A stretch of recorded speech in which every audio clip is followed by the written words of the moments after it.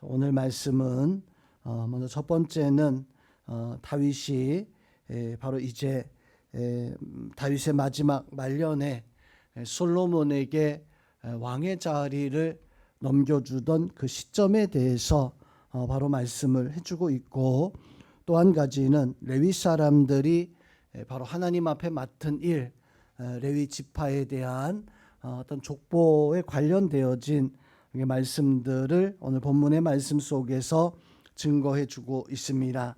자, 오늘 말씀을 구체적으로 살펴보면, 오늘 말씀에 등장하는 다윗은 역사적으로 이 시기가 970년 정도 되어지는, 다윗이 솔로몬에게 왕의 자리를 넘겨줄 즈음에 바로 이제 사회적으로 또 역사적으로 또 신앙적으로 어떤 참 흐름이 바뀌어지게 되어지는 변환기, 역변의 시대가 바로 오늘 다윗이 솔로몬에게 정권을, 왕의 자리를 물려주었을 때 어떤 시대였습니다. 다윗은 오랜 어떤 혼란기를 다 이제 정리하고 어떤 평안의 어떤 역사로 바로 접어드는 그런 시점이었었는데, 다윗은 주변의 나라와 오랜 전쟁과 정복을 끝내고 이제는 나라가 더 이상 전쟁이 사라지게 된 그런 시점이었습니다. 또 다윗 왕 시절에서는 이제 아들 압살롬과 또 신하들의 반란으로 말미암아 전국이 참 혼란스러운 그런 시대였었지만, 이제는 이런 모든 어떤 역변의 시대도 다 다윗이 다 마무리 되어졌었던 시절이었었고, 다윗이 이제 말년에 인구 조사로 말미암아 한 차례 홍역을 치르기도 했었지만, 이것조차 이제 다 지나고 솔로몬이 왕이 되어질 시대에는, 솔로몬이 통치하는 그 시대에는 어떤 전쟁이나 또 어떤 문제들이나 이러한 것들이 사실상 없어지게 되어지는 평화로운 시대가 시작이 되어집니다. 바로 그 시대에 들어가게 되어질 때 다윗이 솔로몬에게 왕위를 넘겨주면서 바로 다윗이 어떠한 일들을 감당했는가라고 하는 것을 우리는 좀 살펴보아야 됩니다. 다윗은 하나님 앞에 성전을 세우고자 했었지만 하나님이 그 성전을 세우지 못하게 하셨고, 오히려 다윗은 이제 그 아들이 대신 성전 세울 것을 위해서 모든 것을 준비하는 이러한 시점이었습니다. 자, 다윗이 성전을 세우려고 했었던 것은 지금까지 광야에서 이스라엘 백성들이 성막 중심의 신앙생활을 해왔습니다.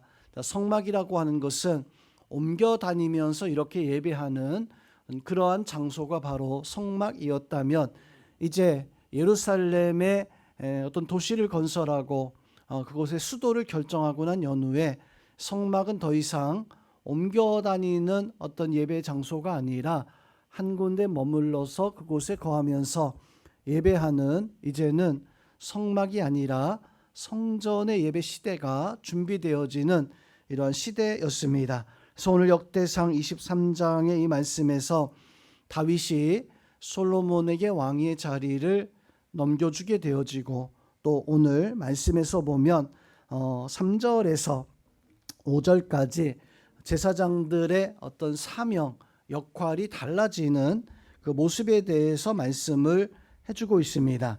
이전까지 제사장들, 레위 지파는 성막에 있었을 때에는 성막에서의 주된 어떤 사명이 있다라고 한다면, 그것은 성막을 광야에 설치하고 또 그것을 잘 유지하고 또 옮겨갈 때는 그것을 철수하고 그것을 옮겨가는 그런 역할들을 이 제사장들, 레위인들이 했었어요.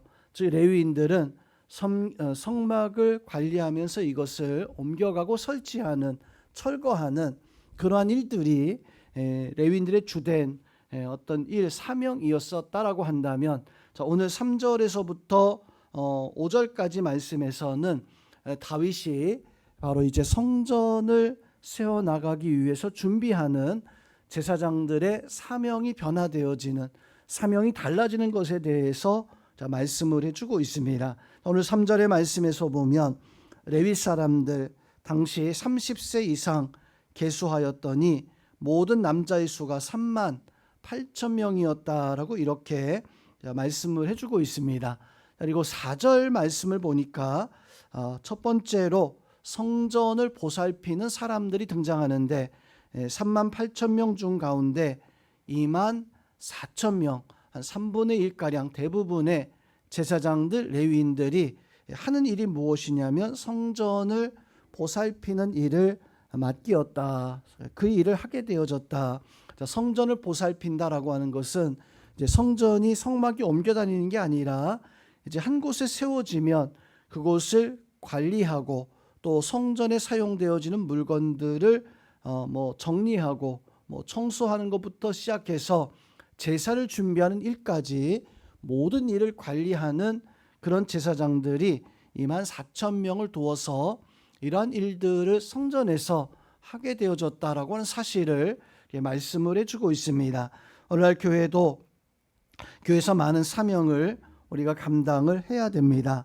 설교하는 목회자뿐만 아니라 예배를 준비하는 우리 성도들, 또 각 기관에서 혹 각 어떤 그 자리에서 사명을 감당하는 서로 역할은 다르지만 하나님의 성전에서의 예배를 주장하는 이런 모습일 것입니다. 이 모습에는 높고 낮음이 없어요. 하나님의 부르심에 순종하는 오직 그 자세를 가지고 우리가 하나님 앞에 믿음을 다해서 순종할 수 있는 성전의 예배자들로 우리 설 수 있기를 주님의 이름으로 부탁을 드립니다. 또한 4절 말씀에서 보니까 6천 명은 관원과 재판관이다 라고 이렇게 말씀을 해주고 있습니다. 당시 사회가 관원과 재판장이 제사장들이 감당했다라고 하는 이 말씀 속에서 당시 이스라엘 사회가 또 성경에서 나오는 사회가 하나님 계명 중심으로 바로 운영되어졌다라고 하는 사실을 깨닫게 되어집니다. 즉 율법에 의해서 관원들이 백성들을 행정적으로 돌봐주고 또 재판관이 있는데 그 재판관들이 재판하는 방식이 다른 어떤 법이 있던 것이 아니라 성경을 근거로 해서 성경의 율법을 근거로 해서 재판하게 되어지는, 즉 이스라엘 사회는 성경 중심의 제사장 중심으로 해서 이 모든 것들이 움직이는 사회였다라고 하는 사실을 오늘 6천 명의 관원 재판관들 통해서 알 수가 있습니다. 또 5절에서 보니까 4천 명은 문지기로 세웠다. 성전의 문을 지켰다라고 하는 이 말씀은 아무나 들어올 수 있는 곳이 아니라 구별된 사람만이 들어오는, 오늘날도 교회 안에는 사실 아무나 들어올 수 있는 곳이 아닙니다. 하나님 앞에 택함 받은 사람만이 들어올 수 있고 예배할 수 있는, 그 예배를 하나님께서 받으시는, 우리가 오늘날 성전의 교회에 오늘 말씀하고 있는 문지기, 문을 지키는 성전에 구별된 사람만이 들어오는 사명이 있는 그 사람만이 하나님 앞에 설 수 있다라고 하는 그 사실을 오늘 말씀 통해 우리는 깨달아야 됩니다.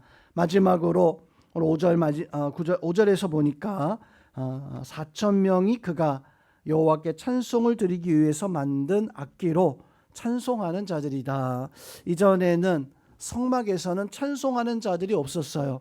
그런데 다윗이 이제 이 성막에 들어가는 법궤를 옮겨오면서 찬송하는 사람들이 생겨나게 되어집니다.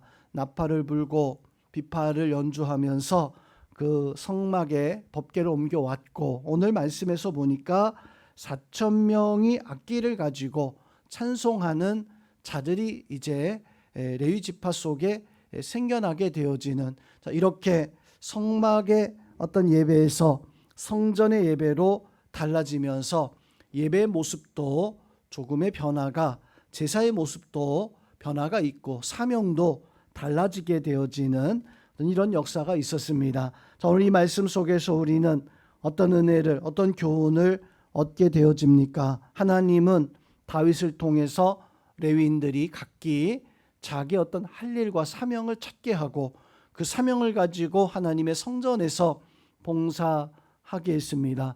오늘날도 우리에게 하나님은 각기 다르지만 어떤 사람에게는 성전을 관리하는 사람으로, 어떤 사람은 성전에서 하나님 앞에 맡겨진 사명을 가지고 봉사 헌신할 수 있도록, 어떤 사람은 마치 문지기처럼 교회 안에서 구별된 모습을 가지고 하나님의 그 일을 감당할 수 있도록, 또 찬양하는 사람을 두었던 것처럼 우리 속에서도 기도하게 하고 찬양하게 하시는 사명을 바로 우리에게 주셨습니다. 하나님은 각기 직분과 사명은 다르지만 택하여서 하나님의 일을 감당하게 하셨던 것처럼 우리도 이 말씀 통해서 우리의 사명, 우리의 일을 감당해 나갈 수 있는 그런 은혜가 바로 우리 가운데 있어야 됩니다.